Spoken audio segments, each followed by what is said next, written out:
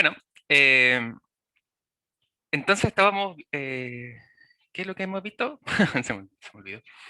No, estuvimos estudiando entonces los valores extremos de una función desde el capítulo de aplicaciones de derivada, y lo que hoy nos toca ver son las funciones monótonas y el criterio de la primera derivada. Entonces, principalmente, recordemos que estamos pensando en la gráfica de una función diferenciable, ¿cierto? Recordemos que hacia allá va cada uno de estos capítulos que hemos estado estudiando. Entonces, para graficar una función diferenciable, importante conocer dónde la función crece, ¿cierto? Es decir, dónde se eleva de izquierda a derecha, y dónde decrece, que quiere decir desde dónde cae, ¿cierto? Desde izquierda a derecha, en el intervalo o en su dominio dado. Entonces, en esta parte vamos a definir precisamente qué significa una función creciente decreciente en un intervalo. De hecho, eso ya lo vimos, pero vamos a recordarlo muy brevemente. Hola. Y vamos a anunciar, hola, buenas tardes, y vamos a dar el criterio para determinar dónde crece y dónde decrece la función a través de la derivada. Entonces vamos a verificar además los puntos críticos de la función, tales que resultan ser valores extremos, locales o absolutos, ¿cierto? Que es lo que hemos estado practicando en la última clase. Entonces la pregunta ahora sería, ¿qué clase o qué tipo de funciones son las que tienen derivadas positivas o que tienen derivadas negativas? Entonces, intuitivamente o geométricamente, alguno de ustedes, ¿qué se le ocurriese, cierto, para responder esta pregunta? O al menos ¿No sobre X? eh, 1 sobre x, ¿ya? Perfecto, sí, ¿cierto? Eh, pero cuando hablamos qué clase de funciones, como qué cosas deberían compartir, por ejemplo, la mayoría de las funciones que tengan derivadas negativas o que tengan derivadas positivas. Entonces, ahí podemos darnos cuenta que está relacionado con lo que estamos hablando, de las derivadas positivas, por ejemplo, van a estar presentes siempre en las funciones que son crecientes, ¿ya? Mientras que las únicas funciones con derivadas negativas son las funciones decrecientes. Entonces, ahí es cuando volvemos a reiterar la importancia de recordar estas definiciones. Entonces, vamos a comenzar recordando estas definiciones y tener en cuenta al momento de hacer los criterios de la primera derivada. Entonces, vamos a recordar que una función se dice creciente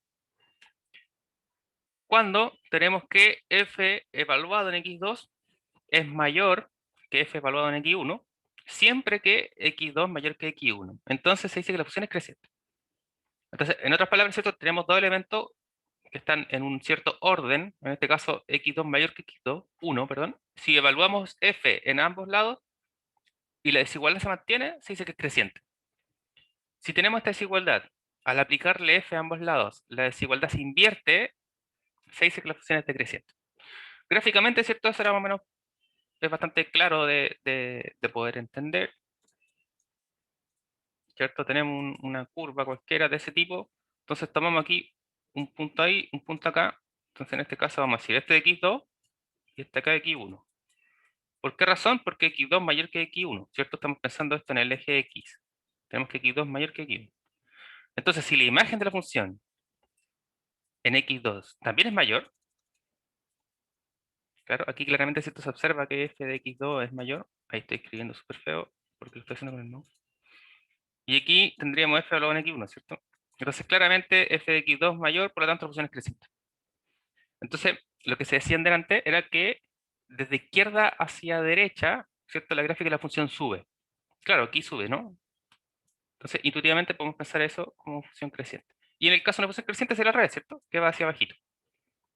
Entonces, nuevamente, el punto más lejano, en este caso, el valor de la función, su imagen va a ser menor, ¿cierto? Entonces, ahí sería el segundo caso, mientras que el primer caso sería el de acá. Y entonces, gráficamente, en un polinomio, ¿cierto? Una curva de este tipo, es bastante claro poder notar la diferencia, ¿cierto? Bueno, entonces, teniendo eso en cuenta, es que vamos a ver este nuevo criterio. Entonces, la pregunta con respecto a la derivada es ¿cómo afecta la derivada la forma de la gráfica? O bien, particularmente en este caso que hemos analizado la primera derivada, que indica la primera derivada de la función respecto a la función. Entonces, para eso podemos observar, ¿cierto?, esta gráfica, donde tenemos aquí la curva de azulito, algunos puntos identificados, ¿cierto?, A, B, C y D, en los cuales parecen ser extremos locales, ¿cierto? Bueno, en este caso se puede observar rápidamente que D extremo absoluto, máximo absoluto, A mínimo absoluto, B un máximo local, C un mínimo local, y que la derivada, ¿cierto?, en cualquiera de los puntos de la función, recordemos que nos daba la recta secante, ¿cierto? O sea, entre dos puntos la recta secante y entre cada uno de estos puntitos, cada una de estas rectas chiquititas que está ahí son las tangentes a la curva en dichos puntos. Entonces podemos notar también además que, por ejemplo, aquí, pensando lo que estamos contando recién, tenemos que en el extremo o en el intervalo desde A hasta B, la función es creciente, ¿no? Desde B a C la función es decreciente y desde C hasta D la función nuevamente es creciente. Entonces podemos notar que sucede algo justamente con estas rectas tangentes, ¿no? Vemos que en algunos puntos están sobre la recta, en otros momentos pasa a estar bajo la recta, ¿cierto? Bajo la curva, digo. ¿Ya? Entonces, son informaciones que nos va a ir rescatando. Entonces vamos a darnos cuenta que entre A y B y entre C y D, las rectas tangentes tienen pendiente positiva, ¿cierto? Es decir, la inclinación es positiva, o bien la curva sube en esos extremos, en esos intervalos, perdón, por lo que la derivada fuese positiva. Recordemos que la interpretación geométrica de la derivada era justamente la pendiente de la recta tangente a la curva. Mientras que entre B y C, las rectas tangentes tienen pendiente negativa, por lo tanto, se sugiere que la derivada en cualquiera de los puntos dentro de este intervalo es menor que cero o negativa. Así, parece que f crece cuando la derivada es positiva y que la derivada de la función decrece, perdón, que la función decrece cuando la derivada es negativa. Entonces, esto nos permite considerar nuestra propiedad o proposición conocida como la prueba creciente o decreciente. Lo que nos dice es que si consideramos, en primer caso, si la derivada de la función es mayor que 0 sobre un intervalo, aquí está pensando que x está para todos los valores del intervalo, entonces la función es creciente sobre ese intervalo. Y por otro lado, tal como en la observación anterior, si la derivada es menor que 0, es decir, si la derivada es negativa para cualquier valor del intervalo, entonces la función es decreciente en ese intervalo.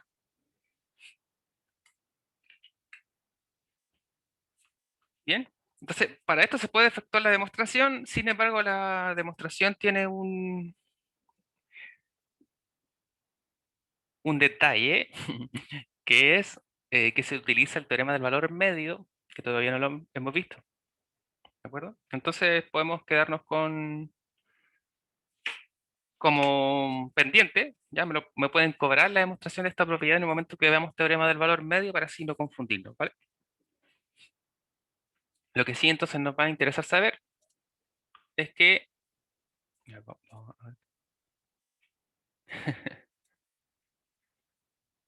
Ah, ya, claro, no, el teorema del valor medio, ¿cierto? Recordemos que el teorema del valor medio es distinto al intermedio, pues el teorema del valor medio aplica para las derivadas, el teorema del valor intermedio era con límites, ¿no?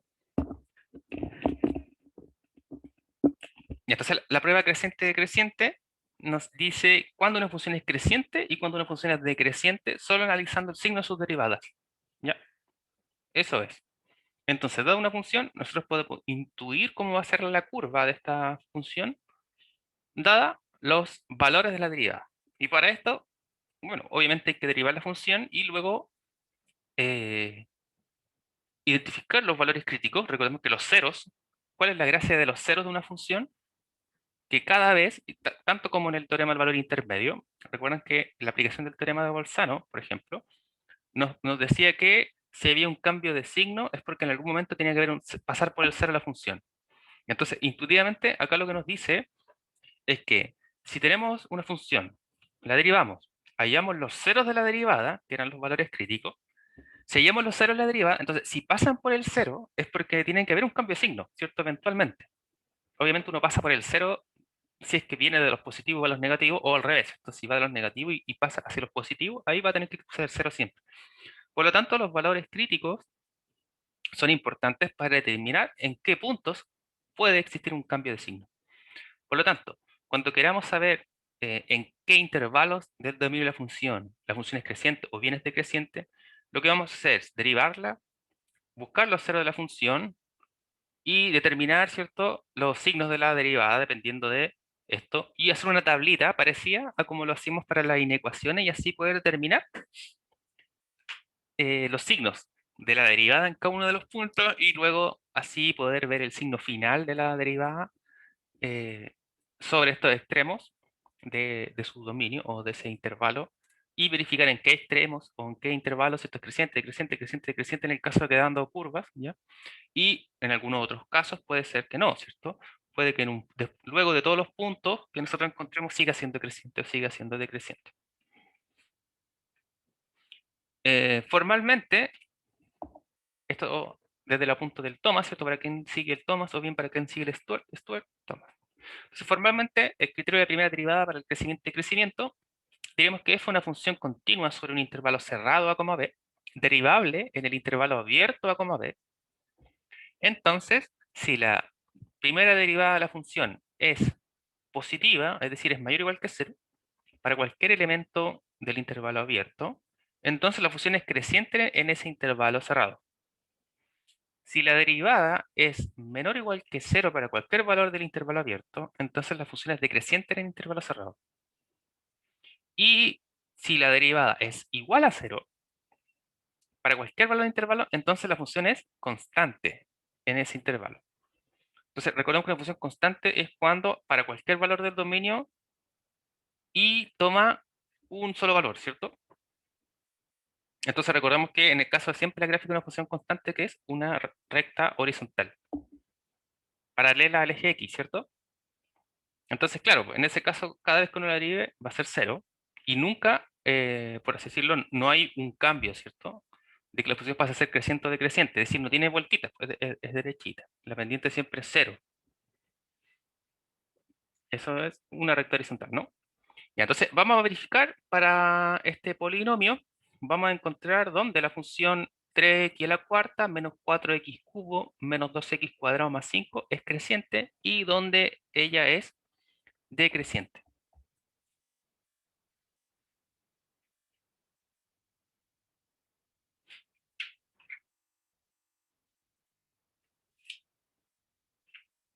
Entonces tenemos la gráfica de la función.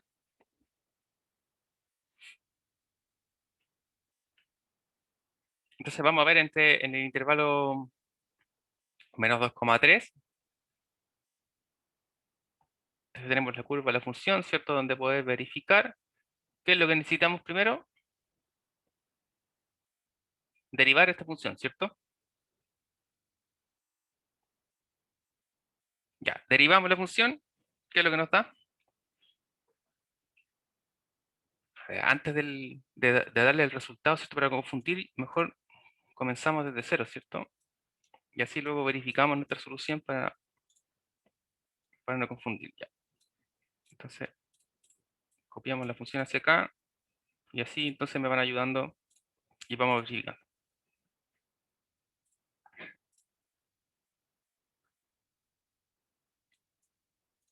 Bien. Entonces, lo primero es que tenemos que derivar, ¿cierto?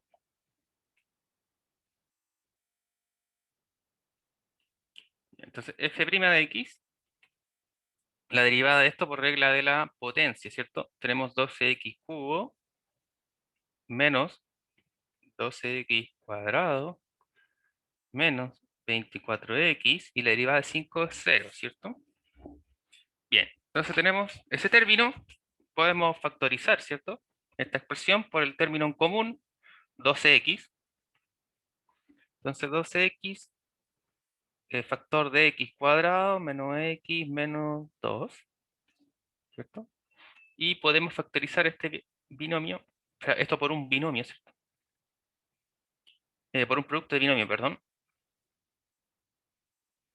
Entonces buscamos dos términos que multiplicados me den menos 2, que sumados me den menos 1. Bueno, claramente tenemos 2 y 1, menos 2 y más 1, ¿cierto? Ya, esos son los términos. Ya, entonces tenemos la derivada, ya la hemos podido factorizar. Ahí sí. Y lo que nos queda entonces es verificar dónde hay los cambios de signo. Entonces, como ya sabemos identificar los puntos críticos aquí, vamos a ponerlo con rojito. Entonces, los puntos críticos, ¿cierto? O valores críticos son x igual a 0, ¿cierto? Para este caso, x igual a 2 y x igual a menos 1, ¿cierto? Sería igualar esto a 0 y esto a 0. Y ahí uno despeja, ¿cierto? Ya, entonces ahí hallamos los puntos críticos. Por lo tanto, si habría que ver dónde cambian los signos de las derivadas, sería cerca del 0, cerca del 2 y cerca del menos 1. Ya, entonces en estos tramos es donde uno va a analizar el signo. Entonces, para utilizar, Profe, ¿sí? quizás suenen así como muy despistados, pero ¿cómo era que sacaba usted los puntos críticos? Como de que x es igual a 0 y a Ah, 2 y a menos 1. sí, Krishna, por supuesto que podemos recordarlo. Vamos a poner aquí asterisco. Recordemos entonces que los puntos críticos eran los valores en los cuales la derivada se hace 0 o bien que la derivada no existe. Entonces, para hallar los puntos críticos, lo que uno hace es igualar la derivada a 0.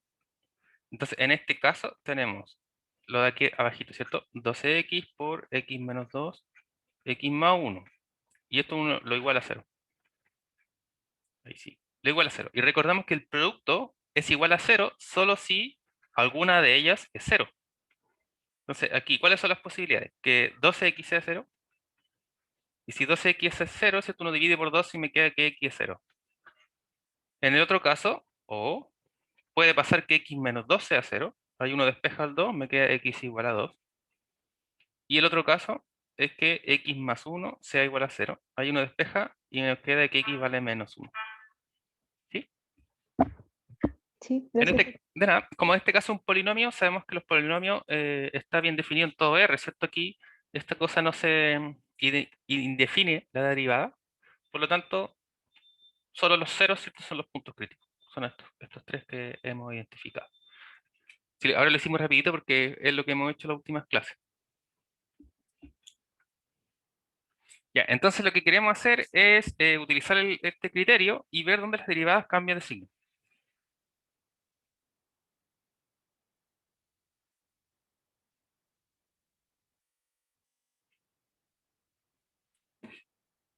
Entonces, para utilizar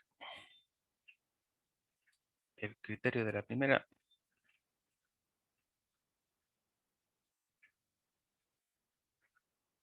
derivada, veamos dónde f' de x es mayor que 0 y dónde f' de x es menor que 0. Entonces, esto dependerá de los puntos críticos, ¿cierto? Que ya hemos encontrado. 0, bueno, si lo ordenamos, ¿cierto? Tenemos menos 1, 0 y 2, ¿cierto? Ya. Entonces, para esto hacemos una tablita parecida a la que hacíamos para las inecuaciones, ¿cierto? Ya, entonces, en nuestra tabla vamos a tener, acá tenemos el menú infinito, entonces nuestro dominio, todo R, lo estamos dividiendo en estos puntos críticos. Entonces tenemos desde el infinito, en nuestro primer intervalo va a ser desde el menos infinito hasta el menos 1. Luego vamos a tener del menos 1 al 0 y luego del 0 al 2, ¿cierto? Y luego el último intervalo sería entonces del 2 hasta el infinito. Ahí sí, quedó más larga esta cosa. Entonces aquí está el infinito positivo, aquí tenemos el menos 1, aquí tenemos el 0 y tenemos el 2. Es decir, los puntos críticos, ¿cierto? Me dividen a todo el dominio. En este caso el dominio es todo R por el polinomio, donde no está acotado, pero uno podría hacerlo dependiendo de cómo viene el ejercicio, ¿cierto? Si le están dando analizar si la función es creciente o es decreciente en un intervalo dado, entonces ahí uno en vez de colocar menos infinito infinito coloca los valores extremos de ese intervalo que uno le dieron, ¿cierto? Ya. ¿Y qué es lo que vamos a colocar acá? Vamos a colocar todos los términos que componen la derivada. Entonces tenemos que está hecha por 3 términos, o podemos descomponer, ¿cierto? En el producto entre estos 3 términos, por lo tanto aquí tenemos 12x, aquí tenemos x más 1, o menos 2 y x más 1, ¿cierto? Son los términos que componen nuestra derivada. Y entonces aquí abajito lo que tenemos es nuestra derivada entera, ¿cierto? Que sería el producto entre esas cosas. Y entonces analizamos los signos por cada uno de los términos que componen esto, tal como lo hacíamos en la ecuación. Ya, entonces, el primero es fome, ¿cierto? Porque tenemos 12 por x. Si cogemos cualquier x que esté en un intervalo negativo, evaluándolo en 12 por x, ¿cierto? Me daría algo negativo, aquí también, acá positivo y acá positivo. ¿Cierto? En este caso es fome, ¿cierto? Si están después de, si tomo un término positivo, me da positivo, si tomo un término negativo, me da negativo. Listo. Para el x menos 2, si evalúo algún elemento que está en el intervalo menos infinito a menos 1, tengo algo negativo en menos 2, sigue siendo negativo. Si evalúo algo que está entre menos 1 y 0, en este término x menos 2 también me da negativo. Si tomo algo que está entre 0 y 2, también me da negativo, ¿cierto? Y si tomo algo que está entre 2 e infinito, ahí por fin me va a dar algo positivo, ¿cierto? Por ejemplo, aquí uno puede pensarnos en el 3. ¿Ya? Si tomo el 3, 3 menos 1 es 1, y eso es positivo, ¿cierto? Ahí me queda positivo. Aquí uno puede pensar en el 1. Si evalúo en 1, me queda 1 menos 2, que es menos 1, ¿cierto? Es negativo. Recordando cómo lo hacía con inecuaciones. Ya. Y si tenemos x más 1, sabemos que eso me va a cambiar en el menos 1 el signo, ¿cierto? Por lo tanto, si tomo algo que es menor que menos 1, por ejemplo el menos 2, y lo evalúo acá, tenemos menos 2 más 1, menos 1, eso es negativo. Y si tomo algo que está aquí, bueno, uno no puede pensar en el 0, ¿cierto? Porque cambia el signo, pero si pensamos en eso nos da positivo, por lo tanto, cualquier cosa mayor que menos 1 va a ser positivo. Y luego por la ley de los signos, menos por menos más por menos menos, menos por menos más por más por menos menos, por más menos, y si todo es positivo, positivo. Por lo tanto, tenemos que los signos de la derivada en el intervalo menos infinito, menos 1, tenemos que es negativo, en el intervalo menos 1,0 es positivo, en el intervalo 0,2 es negativo, y en el intervalo 2, infinito es positivo. ¿Y qué podemos pensar ahora entonces de los valores críticos? ¿Qué sucede en el 1, en el 0 y en el 2? Si nos damos cuenta acá, como son puntos críticos, que no indefinen la derivada, sino que la hacen 0, si x toma el valor 0, 2 o menos 1, la derivada se hace 0, ¿cierto?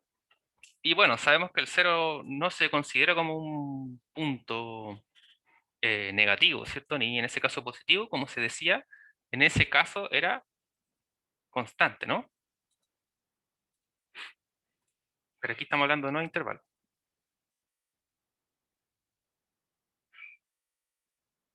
Así es, Diego, exactamente. Entre los puntos, muy bien. Entonces ya podemos tener una respuesta.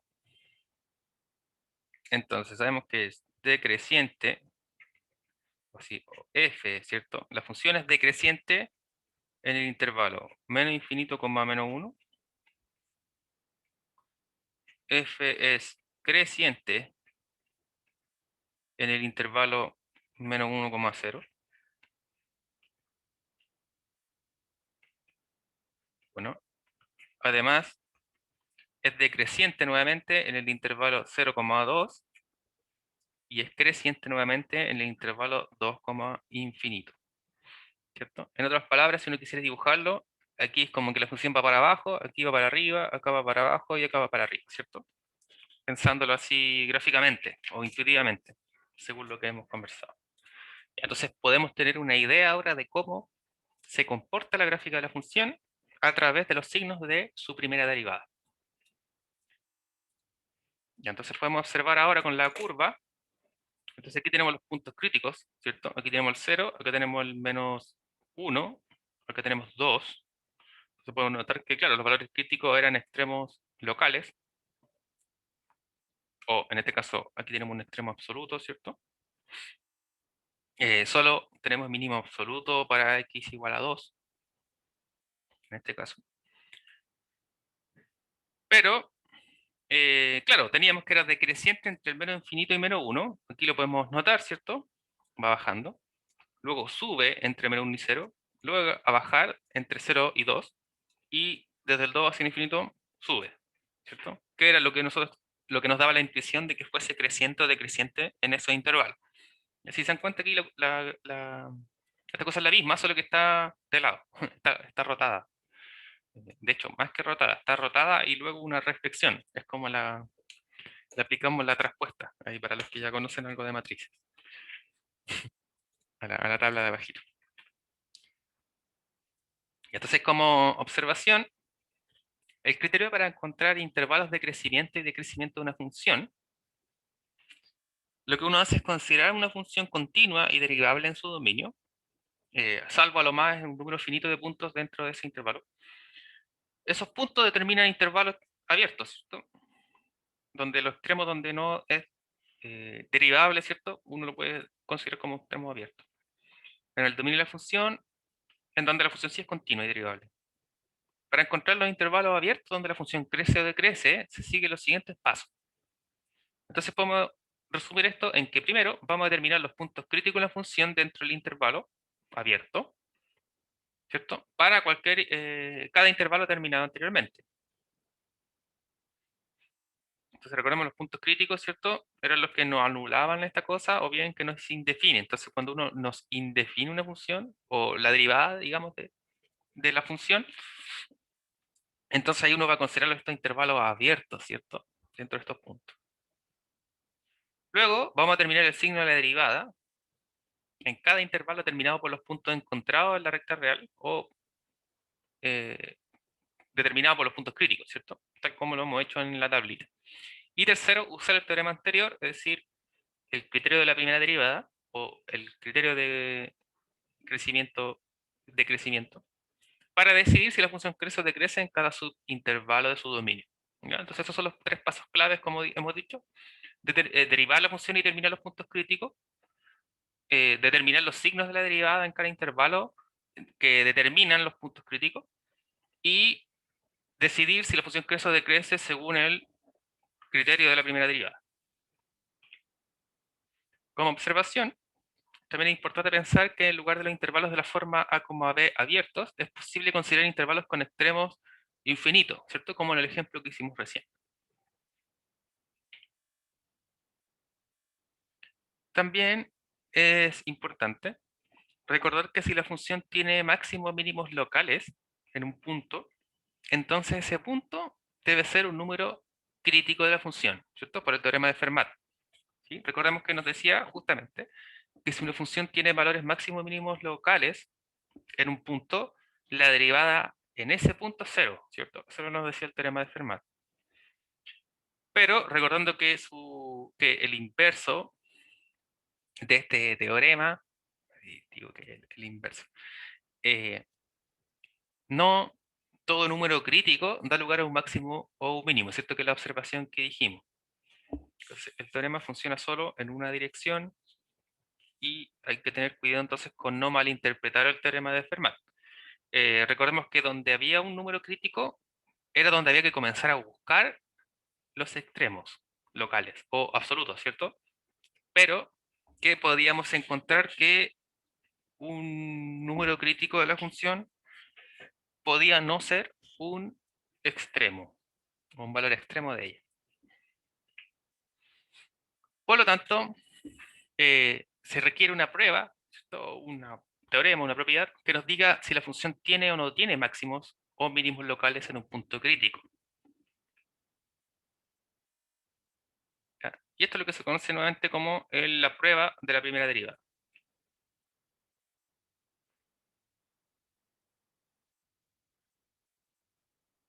A ver, el criterio de creciente y prueba de la primera derivada. Supongamos entonces que C es un número crítico de la función continua.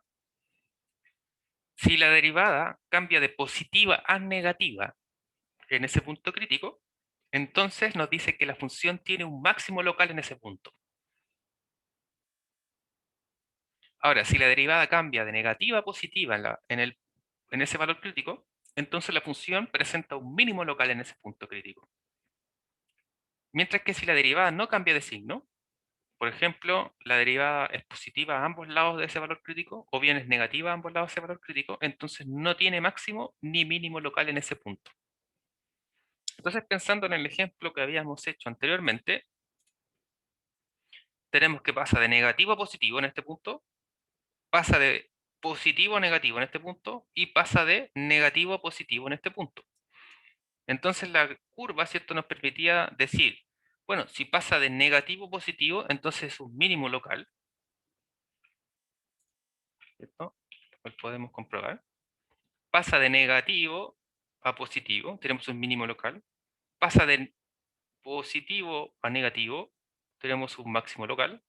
Nuevamente pasa de negativo a positivo, tenemos un mínimo local.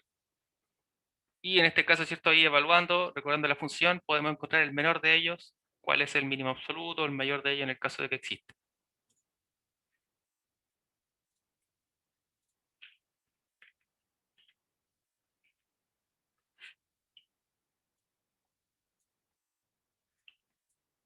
Entonces, podemos notar además que la prueba de la primera derivada es una consecuencia de la prueba del criterio anterior, ya del criterio creciente o decreciente. Podemos notar aquí, abajito, ¿cierto? Tenemos casos distintos. Entonces, podemos notar para hallar el máximo local, ¿cierto? En el inciso A, muestra que el signo de la derivada cambia de positivo a negativo, ¿cierto? Es decir, que la función es creciente por la izquierda del valor crítico y decreciente a la derecha del valor crítico, por lo que se deduce que la función tiene un máximo local en dicho valor crítico.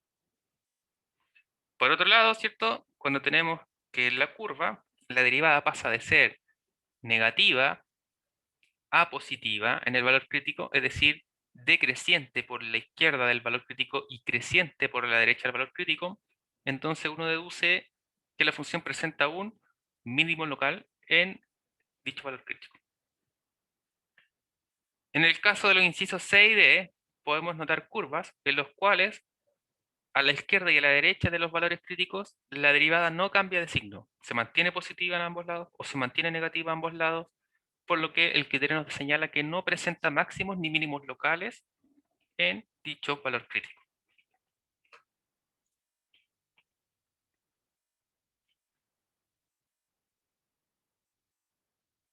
Entonces podemos encontrar los valores mínimos y máximos locales de la función del ejemplo anterior, ¿cierto? Recordando que el ejemplo anterior nos daba esta función y habíamos determinado los intervalos en los cuales era creciente y decreciente, ¿cierto? Que ya hicimos. Bueno, de hecho lo acabamos de observar recién. Entonces, como dijimos, pasa de decreciente a creciente, tenemos un mínimo local en el valor crítico, ¿cierto? Que me lo separa, que sería el -1. Por otro lado, pasa de creciente a decreciente, entonces ahí estamos en presencia de un máximo local, tenemos el valor crítico 0, y nuevamente aquí tenemos un mínimo local presente en 2, ¿cierto? En el valor crítico que me separa esta diferencia de signos, ¿cierto? Que en este caso era el 2. Probablemente con la tabla de acá, ¿cierto? Es mucho más sencillo notarlo. Aquí tenemos los valores críticos, ¿cierto? Entonces, como pasa de negativo a positivo, tenemos un mínimo, en este caso, en el -1. De positivo a negativo, acá tenemos el máximo. De negativo a positivo, aquí tenemos un mínimo, ¿cierto? Por lo tanto, uno puede deducir cómo se va a comportar la curva en dichos valores. Y entonces vamos a continuar con ejemplos. No estoy seguro si viene así. Bueno, y podemos notar la curva, pero lo vamos a desarrollar.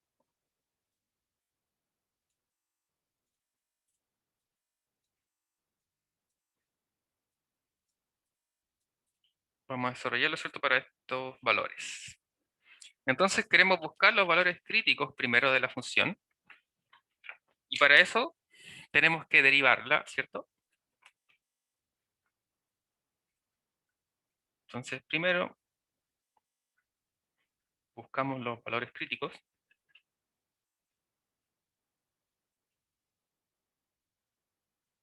De la función, en este caso la función g, ¿cierto?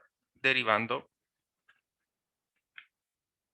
Entonces la g' de x, la derivada de x es 1, la derivada de 2 por seno de x es 2 por, ¿cierto? Porque la constante sale y derivamos seno, la derivada de seno es coseno de x. Entonces nuestra derivada es 1 más 2 coseno de x. Y notemos que si la derivada la igualamos a 0, ¿cierto?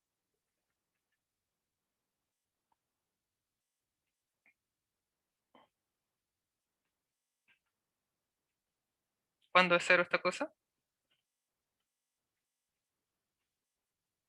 Bueno, si uno despejando aquí, ¿cierto? La única forma es que coseno de x sea igual a menos un medio, ¿cierto? Bueno, entonces, ¿para qué valores de coseno de x menos un medio? Recordando la gráfica hay muchos valores, ¿cierto? Pero sabemos que la función seno y la función coseno son periódicas, entonces uno puede analizar cómo se comportan estas funciones solo en el intervalo de 0 a 2pi, y sabemos que se repite la misma gráfica para todo r. Entonces podemos buscar solo los valores que están presentes en ese intervalo. Entonces esto ocurre en 2pi tercios, y si le sumamos 4pi tercios. Tercios, perdón. 4pi tercios. En el intervalo cerrado 0 a 2pi. Ya pensando que la función es periódica. Entonces, debido a que g es derivable para todo x en ese intervalo, estos son los únicos valores críticos, ¿cierto? Porque no se nos indefine la función en ese intervalo.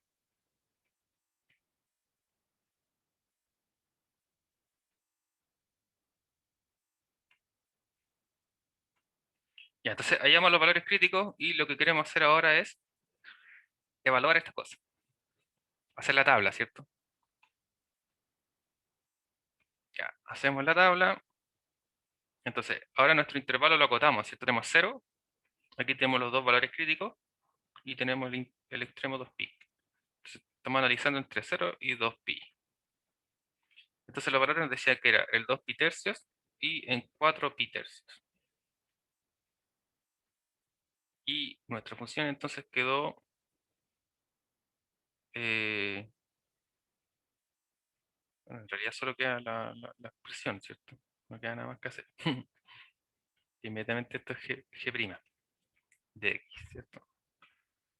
Entonces sabemos que esta cosa se hace 0 solo para este valor. Por lo tanto, simplemente nos queda evaluar esta cosa en los valores que están antes o mayores que 2pi tercios o 4pi tercios.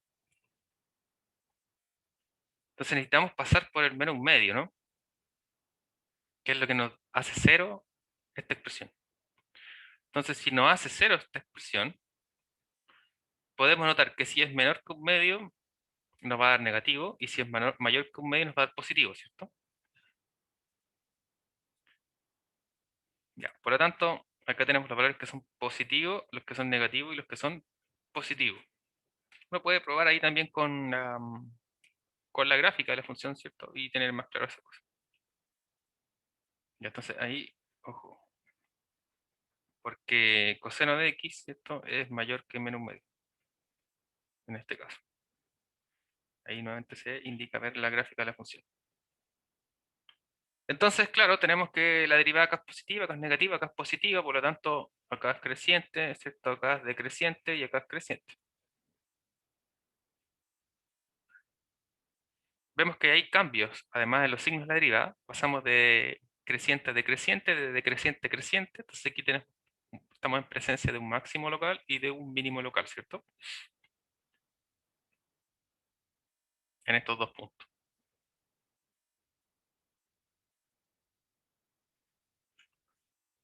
Eh, Bueno, en el caso de que alguien se quiere convencer con mayor razón, ¿cierto?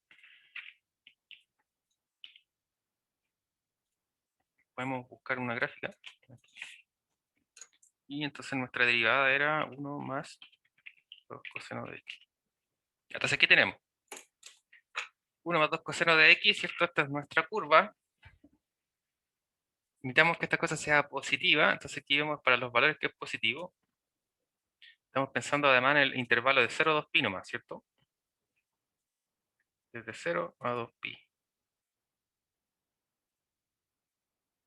Que sería aproximadamente acá. Ahí donde cae el último punto. Entonces vemos que, claro, tenemos que es decreciente en este punto, creciente y decreciente.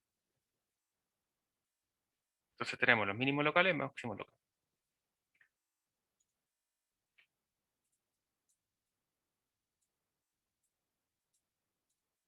Entonces creciente. Ah, no, claro, está al revés esta cosa.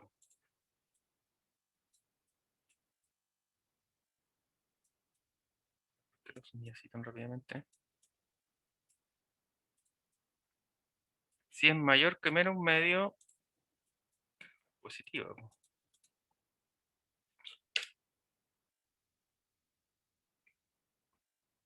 Ah,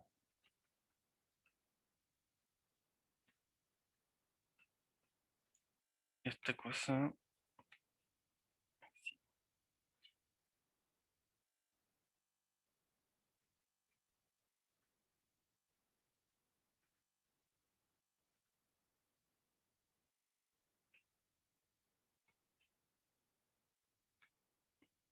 Entonces, desde creciente a creciente, tenemos un mínimo acá y el máximo acá.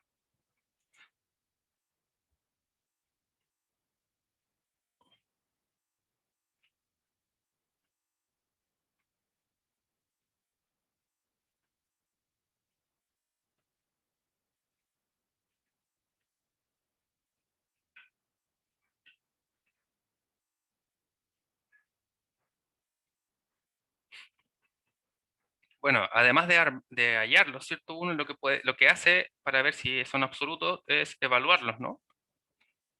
Es la función. Entonces, hallando eh,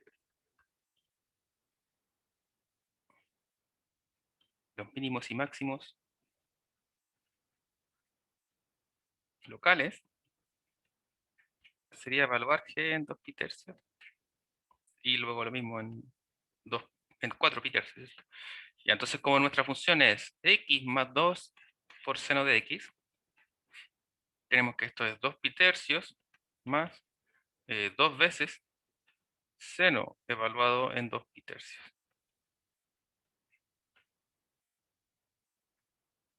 Esta cosa sigue siendo 2 pi tercios.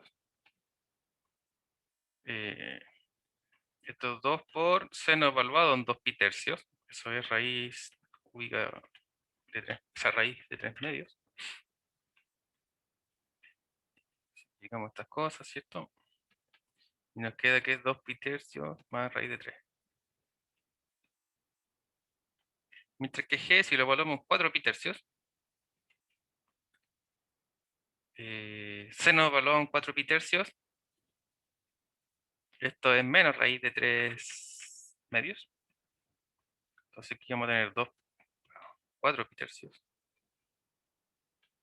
menos, o vamos a decir más 2 por menos raíz de 3 medios. Elimino esta cosa, tenemos 4 pi tercios menos raíz de 3. Menos raíz de 3.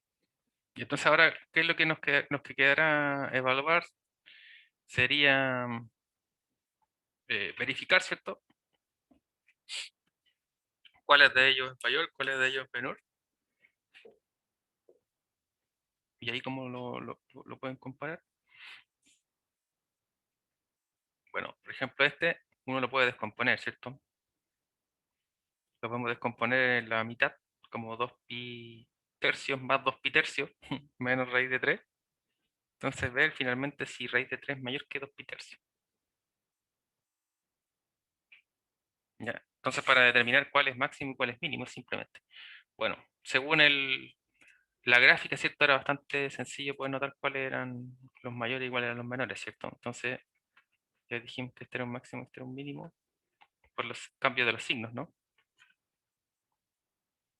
Por lo tanto, ahí podemos obtener inmediatamente eh, cuál de ellos es mayor, ¿cierto? En este caso, G evaluado en 4 pi tercios.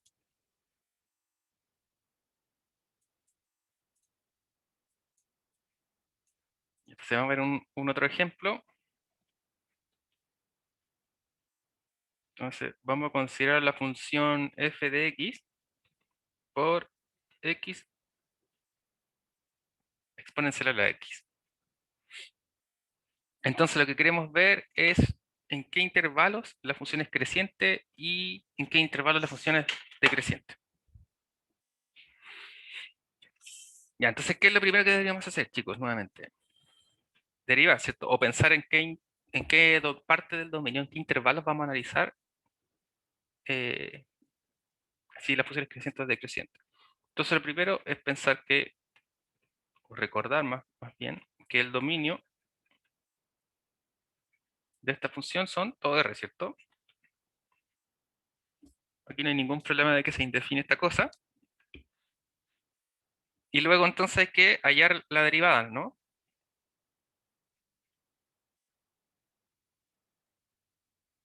Entonces, f' de x, derivamos, tenemos que aplicar la regla del producto, ¿cierto?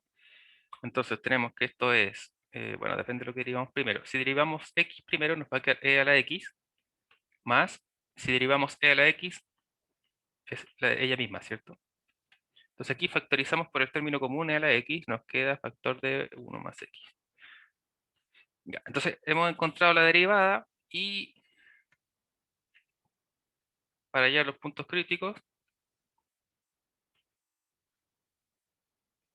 esto de hecho ya lo hallamos, ¿cierto? En este mismo ejemplo, de hecho, ya hallamos los puntos críticos.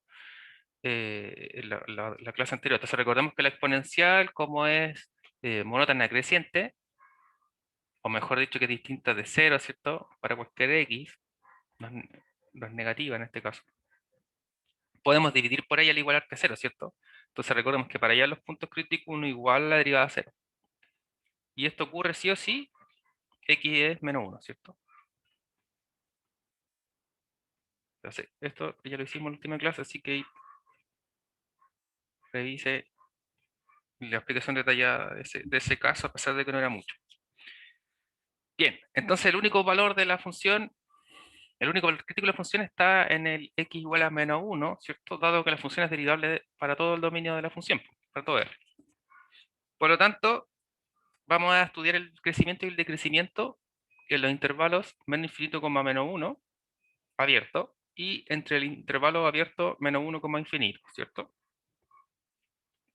Entonces, así se estudia el crecimiento, decrecimiento de f en los intervalos determinados por el valor crítico, ¿cierto? Que sería entonces de menos infinito hasta el valor crítico y del valor crítico hasta el infinito, dado que es el único punto crítico. Ya, entonces, en este caso, ¿cierto? Es más fácil notarlo. Si x está en el primer intervalo, ¿qué sucede con la derivada? Con el signo de la derivada. Entonces, si aquí cambia el signo, ¿Qué pasa si uno, o digamos, si toma un valor negativo acá, el menos 10, por ejemplo, por decir algo, o el menos 2, ¿cierto? Si uno valora esta cosa en menos 2, me daría aquí, adentro menos 1, y aquí me quedaría e elevado a menos 2, ¿cierto? Eso sería entonces menos 2 por e elevado a 2. Lo de abajo siempre es positivo, entonces esta cosa es negativa, ¿cierto? Por lo tanto, si uno puede intuir que para cualquier valor que tome en el intervalo, la derivada siempre va a ser negativa. Y si eso ocurre, ya nos decía cómo se comportaba en este punto la función, ¿cierto? Si la derivada era negativa a, a uno de los valores del valor crítico, la función era decreciente en ese intervalo. Entonces, y por lo tanto, f es decreciente en dicho intervalo, que sería menos infinito el menos 1. Segundo caso, si tomamos x en el otro intervalo, que queda en el intervalo abierto, el menos 1 al infinito, entonces, ¿qué pasa con la derivada? Notamos que si tomamos un valor positivo acá, el 2, por ejemplo, bueno, de hecho el 0 podemos tomar, tomamos el 0, nos queda e a la 0 que es 1, 1 más 0 que es 1, y 1 es positivo, por lo tanto aquí, para cualquier otro valor que tomamos dentro del intervalo, notamos que esta cosa siempre es positiva, y por lo tanto, f es creciente para cualquier valor intervalo, ¿cierto? El intervalo menos 1, infinito. Entonces, de acuerdo a esto, si tuviéramos que determinar mínimos y máximos, tenemos que en el valor crítico menos 1 pasa de ser decreciente a creciente, o bien su derivada pasa a ser negativa a ser positiva, por lo tanto estamos en presencia de un mínimo local, ¿cierto? Entonces, así, eh, por prueba de la primera derivada,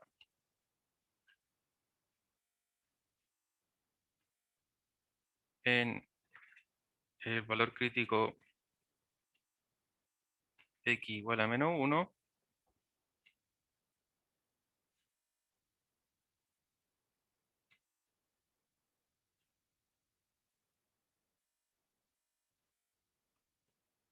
se alcanza un mínimo local.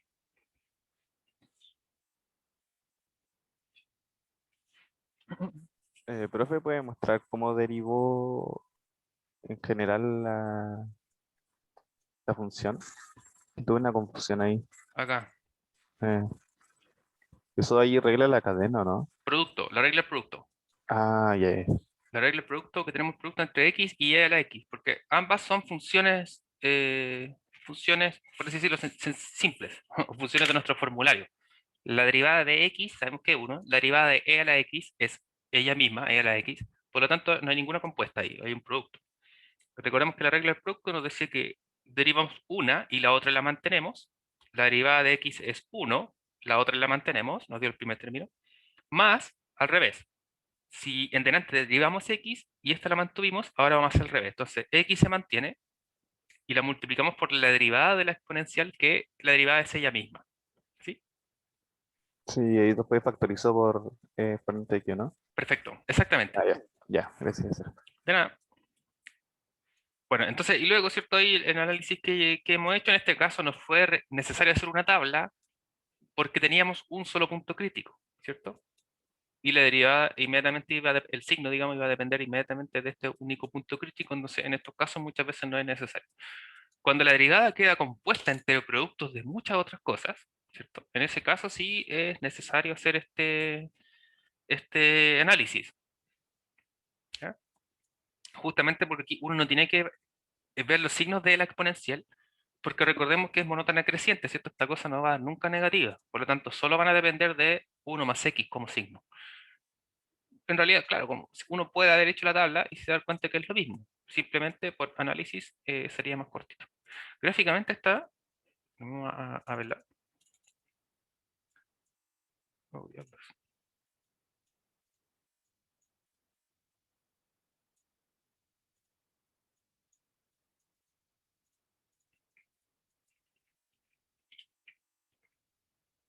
Ya, ahí tenemos la curva. Y aquí tenemos en el menos 1 el mínimo local, ¿cierto? En este caso el mínimo absoluto. Se puede notar mediante la gráfica. Ahora, recordemos, ¿cómo uno determinaba que había un máximo o un mínimo absoluto? Dentro de todos los mínimos locales va a evaluar en la función, ¿cierto? Y el que le daba el menor valor era el mínimo absoluto y el que era el mayor, de los locales, ¿ya? Recordemos eso. Y que si consideramos un intervalo cerrado, siempre también podían ser los extremos, ¿ya? Entonces, en este caso, no tenemos un máximo absoluto, porque estamos considerando que el dominio de esta función es todo R, ¿cierto? Un intervalo abierto. Entonces nos vamos a evaluar en los valores extremos, los cuales siempre eran candidatos a ser máximo o mínimo absoluto. ¿Ya? Entonces ahí es cuando uno no lo asegura todavía.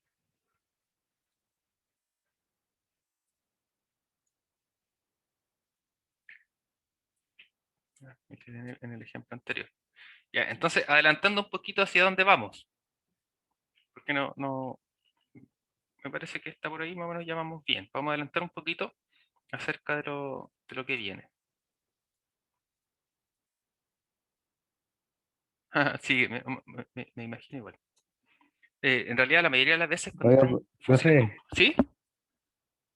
¿Gabriel? esta materia que entra en la prueba, ¿no? Se supone que esta No, materia se no. supone que no entra en la prueba, ¿no? Ah, ya, No, ok. no, para la prueba 2 no entra. Recuerden, y reitero eso, porque ahora que me acuerdo, justamente alguien me consultó y no le respondí en el correo, lo vi y pensé en responder más tarde, no lo hice, pero me parece que en las clases ya he repetido muchas veces lo mismo. Para la prueba 2, el examen 2, recuerden que entra hasta todo el capítulo de derivadas, es decir, aplicaciones de la derivada no entra nada.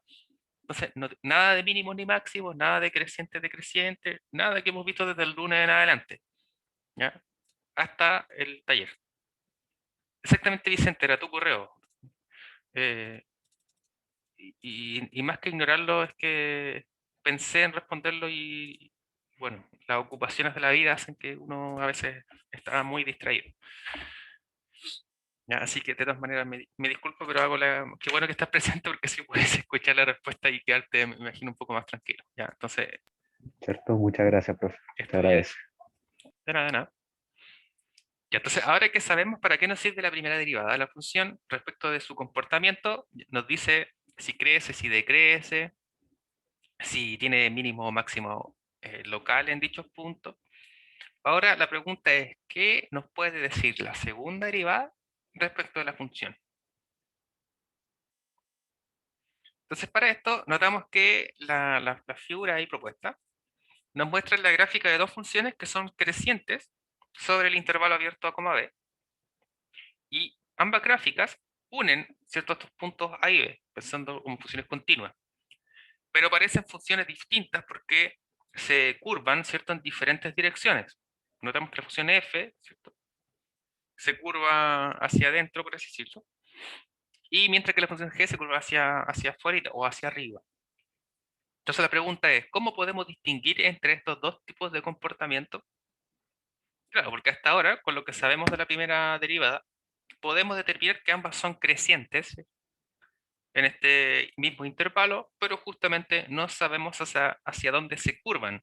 Por lo tanto, podríamos tener una intuición acerca de su gráfica, pero no estar del todo correcta por no conocer toda la información.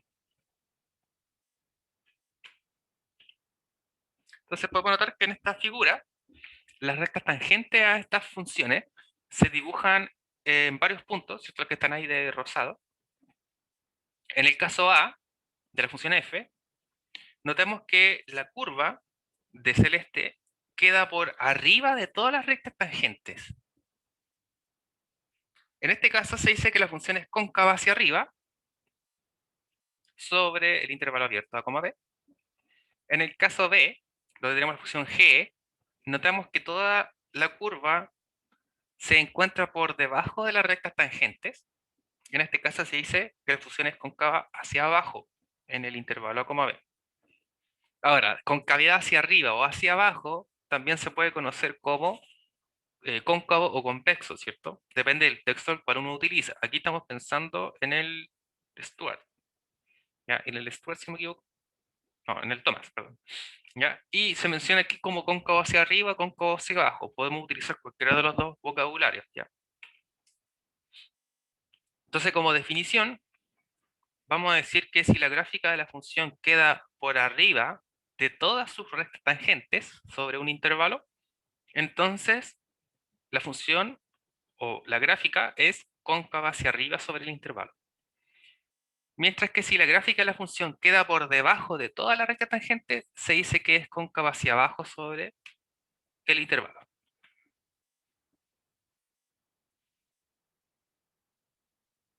Entonces aquí podemos notar que tenemos los dos tipos de concavidad, hacia abajo, hacia arriba, hacia abajo, hacia arriba, hacia arriba, hacia abajo.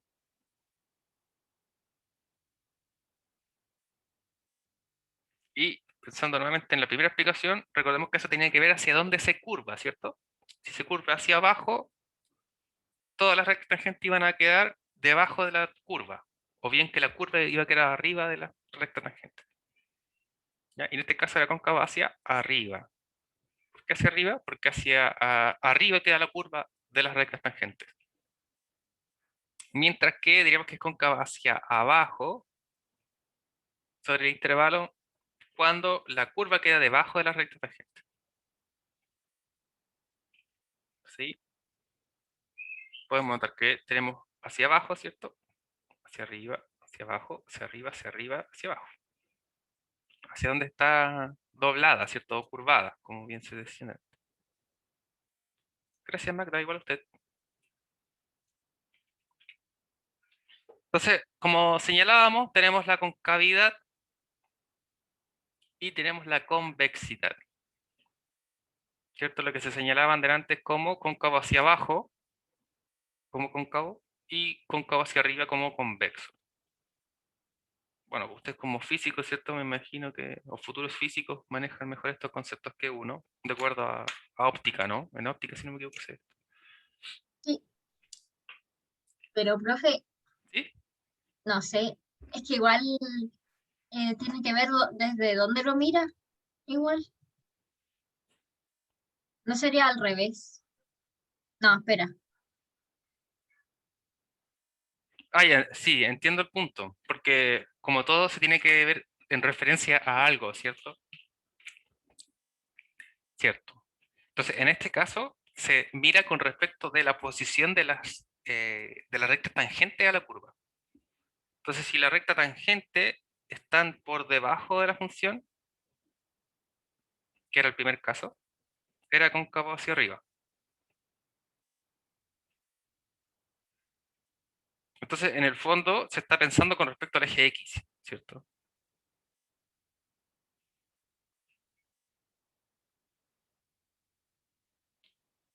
Y tenemos la otra concavidad. Entonces, en este caso, tenemos concavidad hacia abajo como cóncavo y concavidad hacia arriba como convexo. Bueno, ahí están las rectas tangentes. La curva queda por debajo y la curva queda por arriba.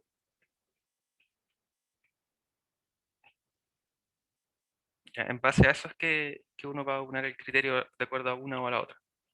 Pero, profe, ¿es correcto decir que todas las funciones decrecientes en cierto rango son cóncavas y todas las crecientes son como está hacia abajo y otra hacia arriba? Si son crecientes... Ah, no, po, porque aquí mismo, po. Son ambas crecientes. Ya. Son ambos crecientes y son convexos y cóncavos. Claro, entonces notan, para ver la comparación, digamos, con la definición. Uy, ¿qué pasó con mi mouse? Acá entonces tenemos que toda la curva queda debajo, arriba, perdón, de las rectas tangentes. Si lo damos acá, tenemos que la curva queda arriba de la recta tangente cuando es convexa, ¿cierto? Y cuando se dice cóncavo hacia abajo, es porque la curva queda debajo de la recta tangente. Que es el caso acá, la curva queda debajo de la recta tangente. ¿Ya? Para tener la idea. Geométricamente, una función es convexa en un intervalo si dado dos puntos cualquiera del gráfico, el segmento de recta que une estos dos puntos pasa por encima de la gráfica.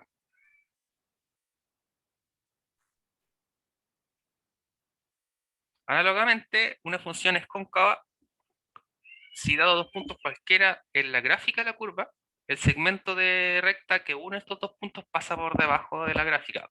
Entonces, ojo, porque aquí lo que está diciendo no es lo mismo que la recta tangente. Aquí está hablando de la recta que pasa por dos puntos. Entonces, tomamos dos puntos cualquiera de la gráfica. Por ejemplo, uno aquí y uno acá. Lo uno. Entonces, ahí la pregunta es, ¿qué pasa con el segmento? ¿El segmento queda por abajo o por arriba? En este caso queda por abajo. Mientras que por acá, si uno dos puntos, por ejemplo, ese y ese, los uno, el segmento va a quedar por sobre la curva, que sería lo contrario a lo que sucede con sus rectas tangentes. ¿Sí? Bueno, si se cumplen las desigualdades de forma estricta, entonces se dice que la función es estrictamente convexa cóncava respectivamente. Es decir, que no hay una igualdad ahí, ¿cierto? En ningún punto. Notar que las funciones lineales, las rectas, son cóncavas y convexas simultáneamente. Pensando en una función lineal, cualquiera, ¿cierto? ¿Qué va a suceder con su recta tangente en todos los puntos? Va a ser la misma, ¿no? Va a estar ubicada exactamente en todos los puntos. O digamos que la recta tangente va a coincidir con la función lineal en muchos puntos. Por así decirlo, en todos los puntos en realidad. Entonces se dice que es convexa y cóncava simultáneamente.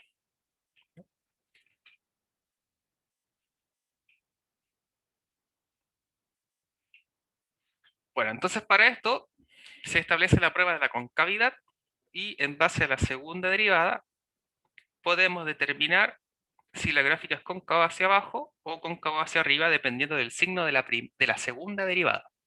Entonces podemos responder, ¿para qué nos sirve la segunda derivada del cuadro de la función? Para saber hacia dónde se curva la función en dichos intervalos. Entonces diremos que si la segunda derivada de la función es positiva para cualquier valor del intervalo, entonces la gráfica de la función es cóncava hacia arriba. Mientras que si la segunda derivada es negativa para cualquier valor del intervalo, diremos que la gráfica de la función es cóncava hacia abajo en el intervalo. Como observación, notemos que la relación existente entre el signo de la segunda derivada con el hecho de que la primera derivada es creciente o decreciente, y por lo tanto, con el criterio. Si la primera derivada en algún punto se hace cero, donde dicho punto pertenece al intervalo abierto del dominio de la función, y además la segunda derivada en ese punto es negativa, esto significa que la derivada de la función es siempre creciente en dicho intervalo. Como la primera derivada era cero, significa que en el intervalo la primera derivada cambió de signo, de positivo a negativo. Luego, la función alcanza un máximo local. Análogamente, en el caso de que la primera derivada sea cero y la segunda derivada sea positiva, la función alcanza un mínimo local.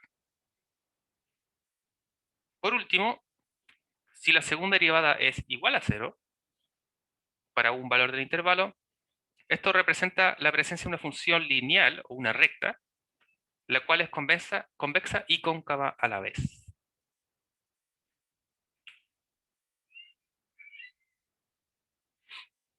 Vamos a quedar hasta acá para la clase de hoy.